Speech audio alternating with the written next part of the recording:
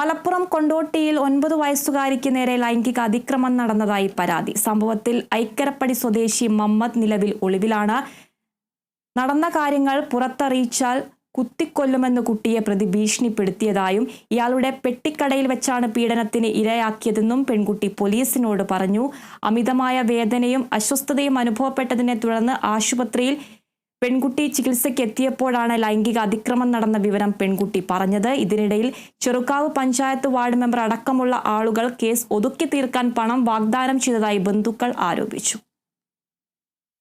കുട്ടീനെ എന്തൊക്കെ ചെയ്തതെന്നുള്ളത് എനിക്ക് തന്നെ ഇവിടുന്ന് ഈ സമൂഹത്തോട് എനിക്ക് പറയാൻ പറ്റണില്ല.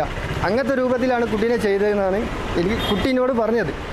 പിന്നെ അതാണെന്നുണ്ടെങ്കിൽ പുറത്ത് പറഞ്ഞിട്ടുണ്ടെങ്കിൽ കുട്ടീനെ മറ്റേ കത്തിൻ്റെ മുന്നിൽ വെച്ചിട്ടാണ് കുട്ടീനോട് ഭീഷണിപ്പെടുത്തിയത്.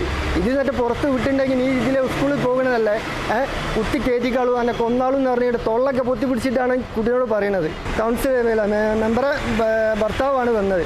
ഭർത്താവും 4-5 പേരും വന്നിട്ട് പറഞ്ഞ് നമുക്കിത് കോംപ്രമൈസ് ചെയ്തൂടെ, ഈ വിഷയം ഇത് വലിയ വഷളാക്കണ്ട, നിങ്ങൾക്ക് ഇവിടെ ജീവിക്കാനുള്ളതല്ലേ, പിന്നെ കുട്ടിയും വലുതാവുള്ളതല്ലേ, അപ്പോൾ അതിനെക്കൊണ്ട് നമുക്ക് ഇതുകൊണ്ട് കോംപ്രമൈസ് ചെയ്തൂടെ